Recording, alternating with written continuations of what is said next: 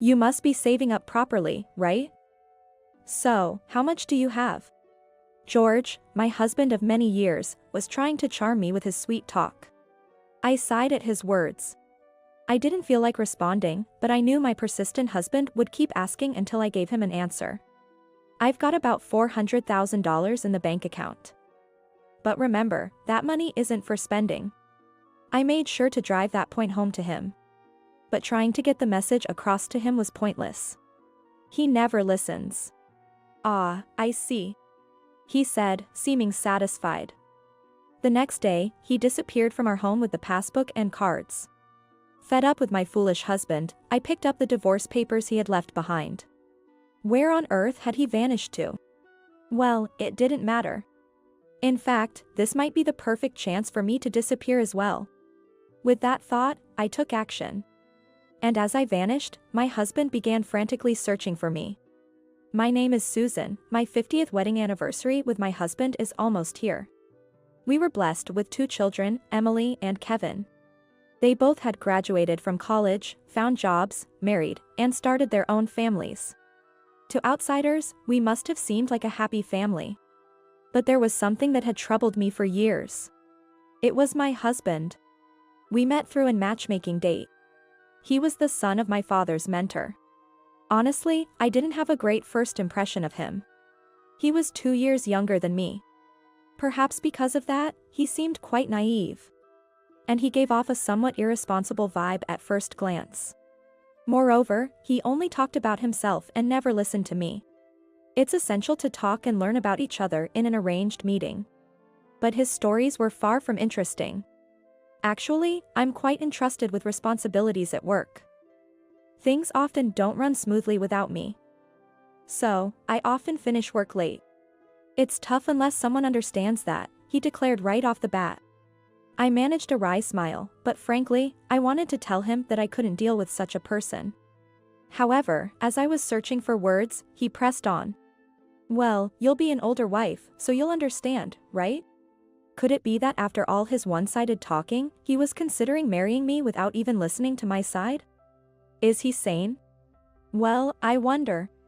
I had no choice but to respond that way, considering our parents and his parents were there. I thought he would realize I wasn't keen. Yet, for some reason, both he and his parents seemed to like me a lot. My parents were happy too. I couldn't bring myself to object. Back then, it wasn't uncommon to marry someone your parents chose for you. And everyone seemed so happy about it. I thought maybe living together would reveal his good sides. So, begrudgingly, I agreed to the marriage. After marrying, it wasn't that I couldn't see his good sides. True to his boasting, he seemed to do his job well. He went to work diligently every day, and although his career advancement wasn't exceptionally rapid, his salary steadily increased. We lived with my in-laws, but both my father-in-law and mother-in-law were kind to me. Despite the fact that my husbands had very few good qualities, we were fortunate in our circumstances and lived a peaceful life. However, as he passed the age of 40, our expenses gradually began to increase. When I asked why, he said it was customary at his company for superiors to treat their subordinates. I understood that much. But at the time, we had a daughter in college and a son in high school. The expenses were so significant that I had to dip into my savings to cover tuition and living costs. I spoke to him about it many times, but his response was always, "Aren't you the one managing it? Just handle it," which was incredibly selfish. Naturally, he didn't listen to my desperate pleas. On top of that, my in-laws fell ill at the same time, adding the burden of caregiving onto me. My husband left everything to me. Even when I suggested hiring a helper, he coldly said, "What are you here for? If you need help, get Emily and Kevin to chip in. Don't waste money. So, could you at least help out a bit? Just helping your father eat would be enough." That was my proposal. But his response was disappointing. "Caregiving isn't my job. If I don't work and bring in money, we'll all be in trouble." He always made plausible excuses like that, never offering a real solution. And on top of that, the frequency and amount of his outings only increased. I never intended to involve the children in caregiving, but seeing my situation, they often helped with household chores. Eventually, after my father-in-law passed away, my mother-in-law followed shortly after. While I was in grief, I can't deny feeling relieved from the burden of caregiving. Years passed. Our children, having graduated and found jobs, moved out, leaving just my husband and me in the house. He retired about 5 years ago. Yet, he still often leaves the house, saying he's going out to drink. And the expenses are still dreadful. One day, fearing we wouldn't survive if his wasteful spending continued, I said, "George, enough with the spending already. Do you really need to go out drinking so often after retiring? We have our lives to think about." But he looked at me as if I were speaking a foreign language. Huh? I've worked hard all my life. I've got my pension and retirement fund. What's wrong with enjoying my retirement? There's a limit. If you spend more than we have, we won't be able to live. We'll cross that bridge when we come to it. He never listens. I was utterly exasperated with him. A few days later. What are you looking at? I noticed him frozen, staring at his phone. As I was cleaning, I casually asked. He hurriedly hid his phone, acting suspicious. I thought it was fishy, but I had long lost interest in him. Is he having an affair? No, who would bother with such an inattentive old man? Ooh. No, it's nothing, he said and put away his phone. I continued vacuuming, paying him no mind. Then he spoke up. By the way, you said we were short on money the other day. But knowing you, you must have saved up properly, right? So, how much do you have? I couldn't help but look at him. His tone was almost ingratiating. I was dumbfounded. There's none. You're always the one withdrawing it, so you should know. But I'm talking about other accounts. I tried to dodge the question, but my persistent husband would surely keep asking until I answered. Feeling resigned, I blurted out. I've got about $400,000 in the bank account. But remember, that money isn't free to spend. If it's gone, we're really finished. I made this very clear to him. But making things clear to my husband was just impossible. Ah, I see, he said, looking satisfied. As much as it's embarrassing to admit, this is the man I married. I had anticipated that he would eventually start demanding that money too. But my expectation was betrayed. The next day, he vanished with the passbook and bank cards, leaving only a divorce paper behind. Such a heartless man. To say that my life has been wasted because of him wouldn't be an exaggeration. And yet, this was how he treated me. Taking all the money and running off, he must have thought it didn't matter what became of me. He must have been having an affair. With that thought, I swore to get thorough revenge and filled in the divorce papers. I immediately took action. My husband was the one who got the papers. That alone signified his intentions.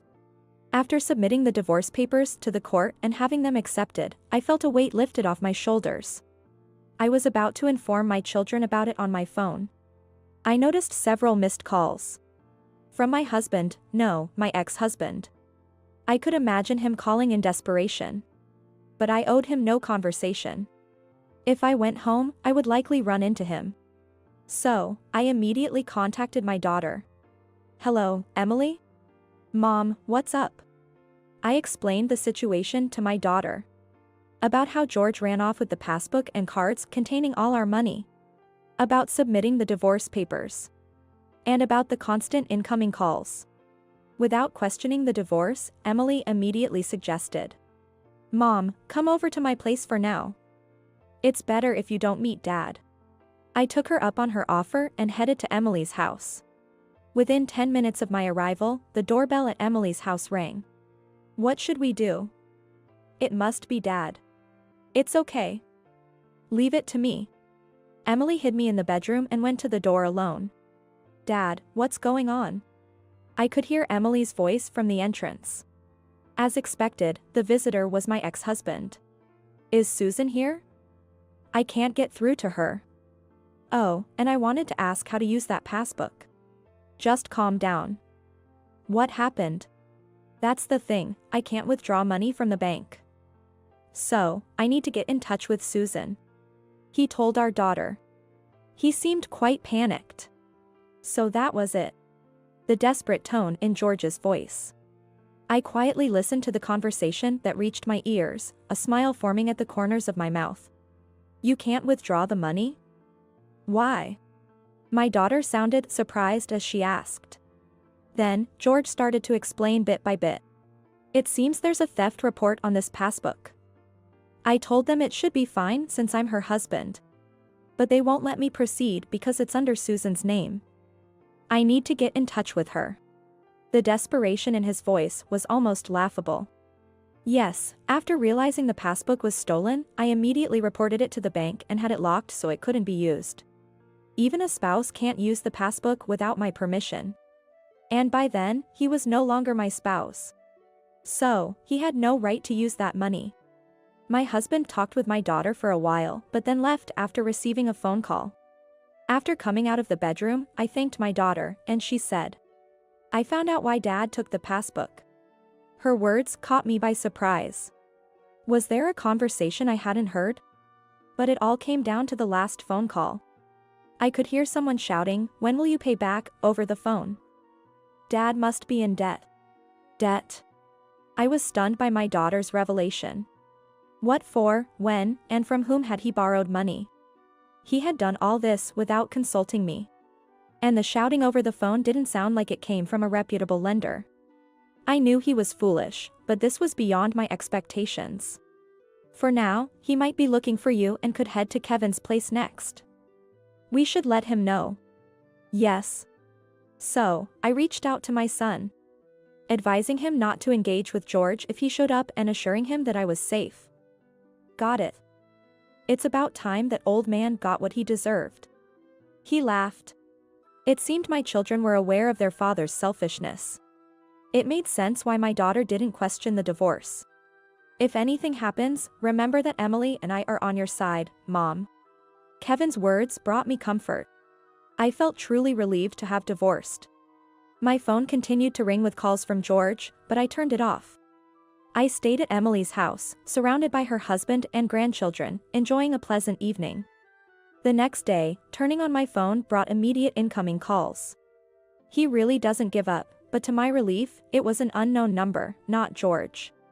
Answering the call, it was from the bank where the account was opened. Is there an issue? Well, about the theft report you made for the passbook, since yesterday, a suspicious man has been trying to use it. We confirmed the address and believe it's your husband. When we asked him to come in person, he insisted he wouldn't move until the account was cancelled. The bank employee sounded troubled.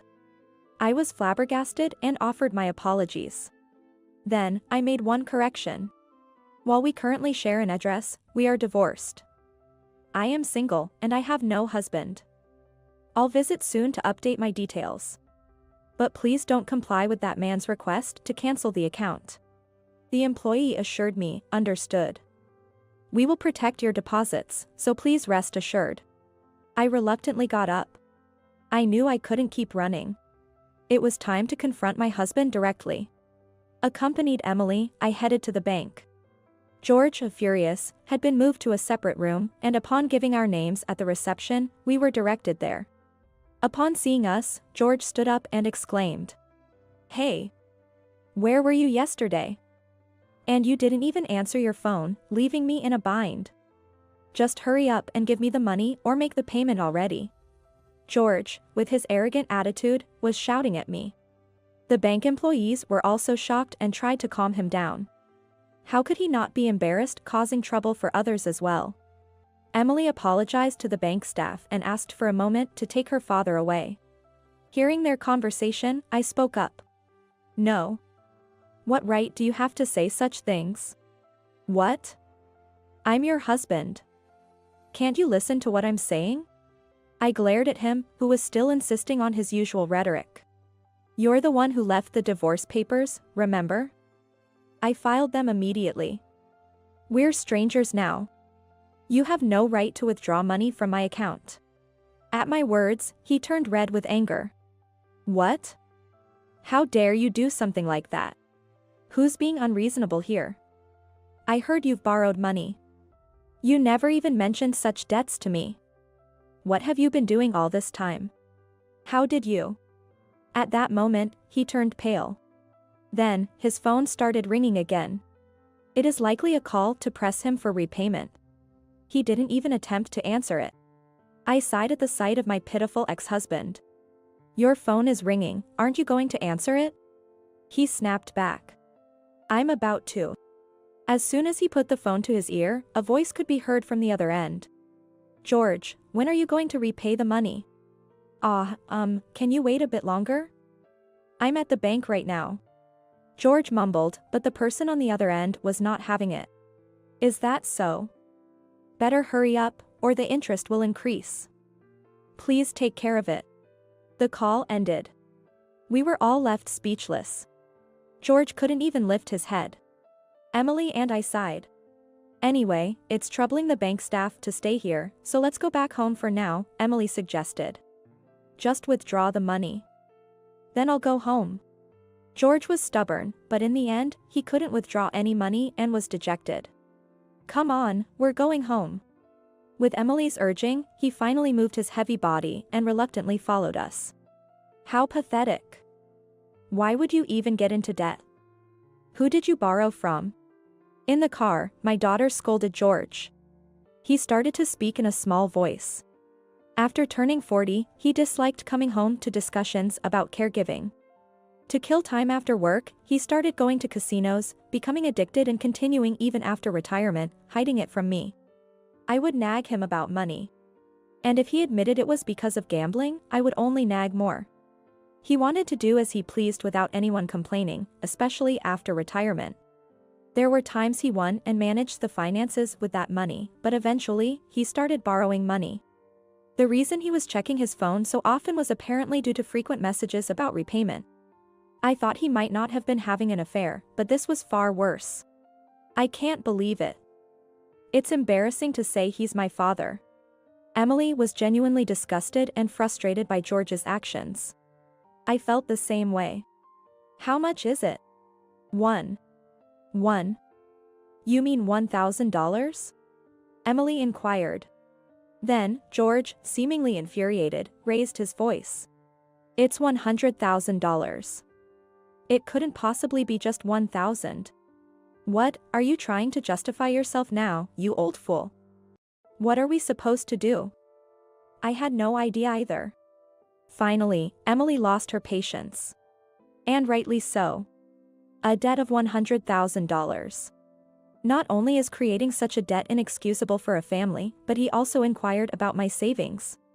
Thinking that after divorcing and repaying the debt, he could freely use the remaining $300,000 without any objections from me.